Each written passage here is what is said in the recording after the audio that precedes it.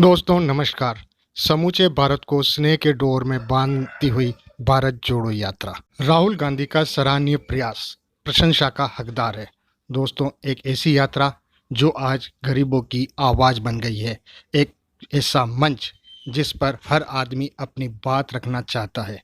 यह अलग बात है कि आज का बिका हुआ मीडिया राहुल गांधी के इस सराहनीय प्रयास की प्रशंसा आपको नहीं करेगा, परंतु सोशल मीडिया में जब जब इस यात्रा की बात उठी है, चाहे वो देश हो या विदेश हो, आज उसकी प्रशंसा की जा रही है।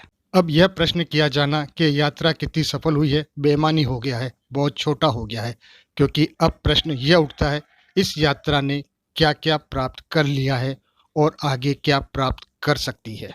इस यात्रा को प्राप्त होने वाली उपलब्धि को हम दो भागों में विभाजित कर सकते हैं। एक, राहुल गांधी को क्या प्राप्त हुआ है, और दो, भारत के नागरिकों को, आम जन को क्या प्राप्त हो रहा है। सबसे महत्वपूर्ण है एक मंच। हाँ, एक मंच प्राप्त हुआ है राहुल गांधी को भी, कांग्रेस पार्टी को भी और आम जन को भी। एक ऐसा मंच जिसमें राहुल गांधी अपनी बात आम लोगों तक पहुंचा रहे हैं, और यही मंच काम कर रहा है आम जन के लिए।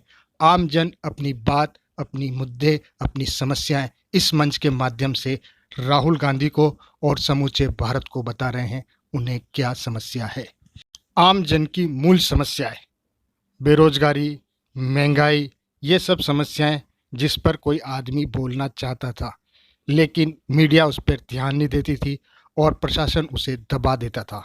दबी जुबान से जो कोई आवाज़ उठाता था, उसे यह डर होता था कि उसके विरुद्ध कोई न कोई प्रशासनिक कार्रवाई हो जाएगी, और जिन्होंने ये कदम उठाया भी, उनके विरुद्ध ये कार्रवाई हुई है।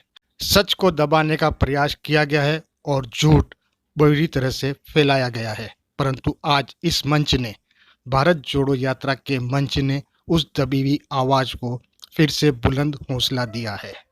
और यही बात राहुल गांधी ने अपने भाषण के दौरान इसी मंच पे कही थी कि हमारा माइक ऑफ कर दिया जाता है।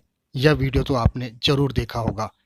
एक तरफ विपक्ष की आवाज़ को दबाकर जनता में यह भ्रम फैलाया गया कि विपक्ष है ही नहीं, विपक्ष कमज़ोर होता जा रहा है, और दूसरी तरफ आम जन की समस्याओं को, जो मुद्दे उठाए जा रहे थे, उन्हें भी दबाया जा रहा था और बताया जा रहा था हर तरफ खुशियां हैं, विकास है।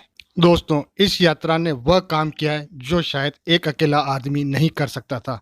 इस यात्रा में जुड़ रहे अथाह जन समूह ने सामूहिक रूप से धर्म रूपी पर्दे के पीछे छिपी हुई आम समस्या को, मूल समस्या को उस पर्दे से बाहर निकाल दिया है, जो यदि यह यात्रा नहीं चल रही होती तो संभव नहीं होता। इस यात्रा ने तथाकथित ईश्वर और उसके भक्तों द्वारा फैलाए गए भ्रम के जाल को तोड़ना शुरू कर दिया है। आम जन को यह समझ में आने लगा है कि वास्तविकता क्या है, सच्चाई क्या है।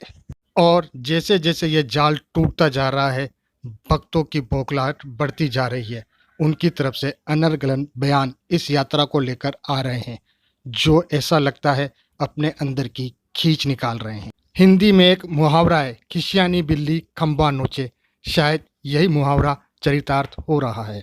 यही वजह है, इसलिए राहुल गांधी की दाढ़ी को लेकर, उनके साथ चल रही महिलाओं का हाथ पकड़ने के बयानों को लेकर पता नहीं क्या क्या अनर्गल बातें हमें मीडिया द्वारा परोसी जा रही है। लेकिन आज जनता समझ गई है और मीडिया की इन बहकाई हुई बातों में नहीं आ रही है। यह इस यात्रा की बहुत बड़ी सफलता है।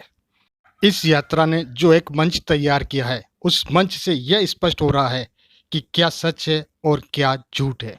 इस यात्रा का एक परिणाम यह भी निकल कर आ रहा है कि यात्रा से हमें एक गंभीर और जिम्मेदार नेता उभरता हुआ दिख रहा है। यह राहुल गांधी को प्राप्त होने वाली सबसे बड़ी उपलब्धि है, जब जनता के बीच में यह मैसेज जा रहा है। आम जन को एक विकल्प मिल रहा है, क्योंकि भक्तों द्वारा यह भ्रम फैलाया गया था कि यदि यह तथाकथित ईश्वर नहीं तो कोई नहीं, क्योंकि आम जन यह मन में मन सोचने लगा था कि विपक्ष कमज़ोर हो गया है और हमारे पास कोई विकल्प नहीं बचा है। परंतु इस यात्रा ने आम जन को एक विकल्प उपलब्ध कराया है। इस यात्रा से हमें और क्या प्राप्त हुआ है, तो दोस्तों मैं यही कहूँगा, इस यात्रा ने हमें एक साहस, हिम्मत पैदा करने की शक्ति प्रदान की है। हाँ दोस्तों, मैं जानता हूँ सत्य और असत्य का युद्ध लंबे समय से चला रहा है और झूठ अपना पहला हमला व्यक्ति के साहस पर ही करता है, क्योंकि वह यह अच्छी तरह से जानता है अगर सत्य को हराना है तो सबसे पहले व्यक्ति के साहस को कमजोर करो। वह एक डर को, एक झूठ को फैलाता है, वह एक भ्रम खड़ा करता है और व्यक्ति का साहस धीरे धीरे टूटने लगता है और असत्य अपराजित नहीं रहता। कमजोर हो रहे सत्य पर वह दूसरा प्रहार नफरत का करता है। डर और नफरत यह झूठ के प्रमुख हथियार होते हैं जिसका वह बेखूबी इस्तेमाल करना जानता है।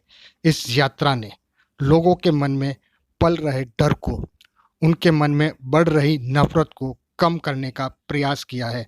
मैं इससे यात्रा को प्राप्त होने वाली सबसे बड़ी उपलब्धि कहूँगा यदि वह आम जन के बीच पल रहे डर को, खड़ी हो रही नफरत की दीवारों को गिराने में सफल हो जाती है। आप क्या सोचते हैं?